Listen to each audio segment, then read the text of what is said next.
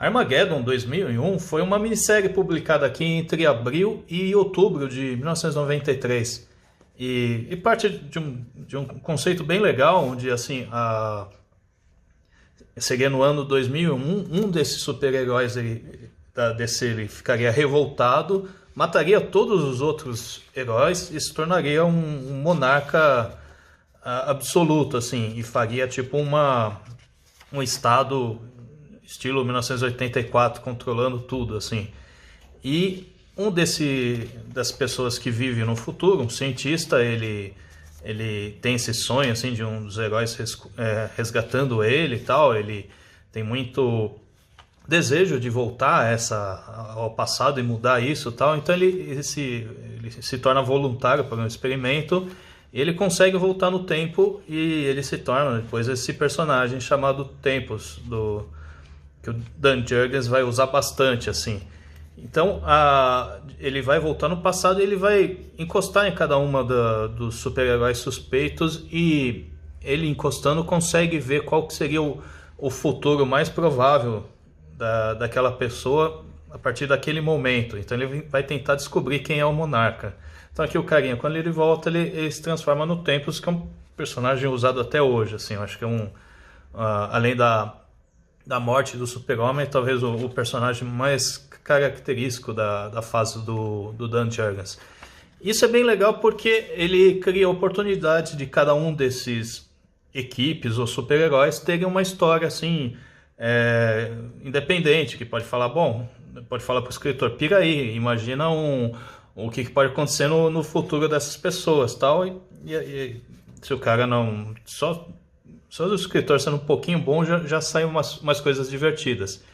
E daí lá nos Estados Unidos isso aqui saiu em anuais, tal, ia ter aquelas edições maiores mesmo de cada um desses personagens, e concluía aqui no número 8, aqui no caso do Brasil, foi dividido nesses 8 números aqui. Então assim, em termos de história mesmo, seria só o primeiro e o 8 para entender, mas aqui no meio tem sempre histórias muito divertidas com os futuros possíveis de cada um desses personagens, né? O número 2 foi o Super-Homem, depois Batman, a Legião dos anos 90, lá, essa Legião com pontinhos, a Rapina e Columba, Super-Homem de novo, isso é bem legal, a história que a Lois Lane morre e ele acaba aqui, contra a mina, e Liga da Justiça e por fim o final dessa saga, tal. Eu acho que nos mensais teve também algumas coisas publicadas, mas o principal é isso. E essa daqui acho que um dos pacotinhos mais legais de você ter assim de formatinho. Acho que nada disso foi republicado. São bem divertidas de ler. Eu acho que achar elas avulsas por aí ia ser bem difícil. Então, se encontrar um desses pacotinhos com as 8, eu acho que é um dos formatinhos mais bacanas de você ter, assim, essas 8 edições, assim. Essa é uma leitura bem divertida.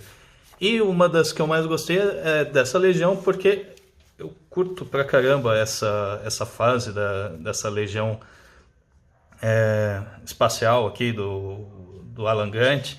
E aqui, de novo, apesar de ser uma história à parte, também publicada no anual, é legal pra caramba, foi uma história bem divertida. Os desenhos do Mike McCone combinam muito bem com a Legião, com esse universo meio Star Wars, futurista, meio sujo e tal. E aqui a história já abre com o Lobo, né, que é um dos personagens mais engraçados que o Alan Grant escreveu aqui junto com a Legião. E tá aqui o Lobo encontrando um pessoal que estava fazendo desordem lá no planeta, tal. Ele usa o telepata da equipe para saber que todos eram assassinos e fala, bom, pelo regulamento da Legião eu poderia matar vocês, mas eu vou dar a chance de vocês escaparem brigando comigo. E obviamente daí ele vai lá e trucida cada um deles. Bem legal isso. Aí o tempo chega, ele primeiro suspeita do Lobo, tal, então ele encosta lá no Lobo para ver o passado dele e vê que 8 anos depois ele vai estar lá fazendo a mesma coisa, julgando os caras lá, enchendo eles de porrada e trucidando.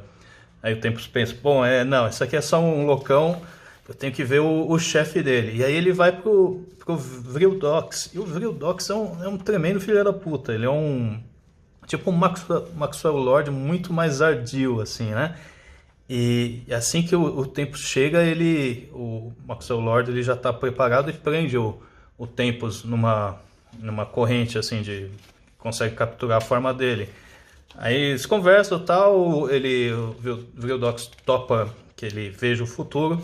Então aí ele encosta e vai lá, o futuro da Legião, que é o Vril Dox cada vez mais fascista, assim, impondo a vontade dele e tal. Tem esse outro cara aqui da Legião que tá lá trucidando todo mundo. E os membros passados dessa Legião saíram tudo fora e tal. E começam a se rebelar, né, para tentar derrubar o Vril Dox e tal.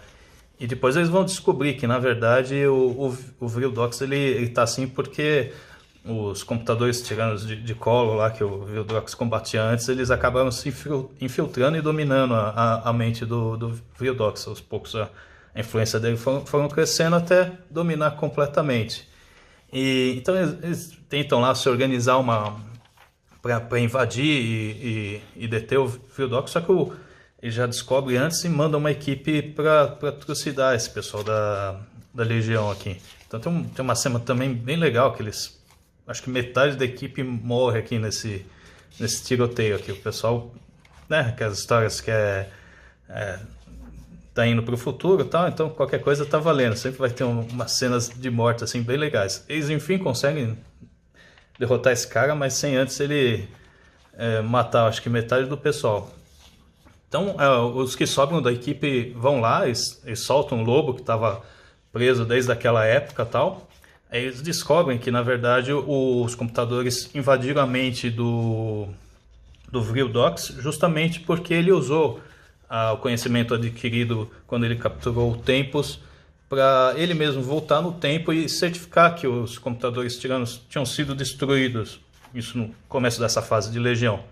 E realmente eles não tinham, só que ele não acha nada, só que os computadores eles sorrateiramente invadem a mente do Vril Dox. Então, na verdade, o fato de o Vril Dox capturar o Tempus e usar o conhecimento dele para viajar no tempo é o que vai acabar causando eles todo esse futuro que vai dar tudo errado aqui. Então, no final, o Vril Dox e o Tempus têm uma conversa, assim, o cara falando, bom, você vai me soltar, né? E o Vril Dox, assim, meio relutantemente, mas concorda que ia dar muita merda mesmo. Então, deixa o Tempus sair, ele vai o próximo alvo do Tempus é o Rapina e Columba. E o lance dessa saga é que era para ser o Capitão Átomo, o Monarca, né? E aí, aquele final, ele vazou, e não sei se foi só por causa disso, ou se arrependeram de ser o Capitão Átomo, o Monarca, eles mudaram o final e o final não fez muito sentido, ficou bem mais fraco assim, mas acabou sendo uma dessas outras pessoas aqui escolhidas. Mas mesmo assim eu acho toda essa minissérie aqui muito legal e uma das coisas mais bacanas de ter na coleção.